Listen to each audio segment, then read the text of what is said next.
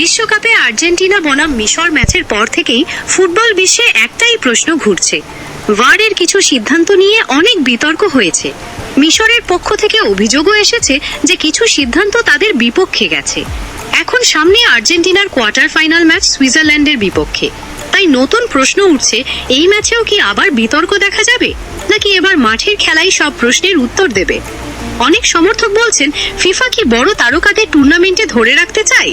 আবার অন্যদের মতো রেফারির ভুল সিদ্ধান্ত মানেই কোনো ষড়যন্ত্র নয়। ফুটবলে এমন ভুল অনেক সময়ই ঘটে। তাহলে আপনার কি মনে হয়, সুইজারল্যান্ড কি মাঠের খেলায় আর্জেন্টিনাকে থামাতে পারবে, নাকি লিওনেল মেসির নেতৃত্বে আর্জেন্টিনা আবারও জয় তুলে নেবে? আপনার মতামত অবশ্যই কমেন্টে জানান। তবে মনে রাখবেন, বিতর্ক থাকলেও এখন পর্যন্ত ফিফা ইচ্ছাকৃতভাবে আর্জেন্টিনাকে সুবিধা দিয়েছে এমন কোনো প্রমাণ প্রকাশ্যে আসেনি। ভিডিওটি ভালো লাগলে লাইক করুন, শেয়ার করুন এবং ফুটবলের এমন আরও আপডেট পেতে চ্যানেলটি সাবস্ক্রাইব করুন।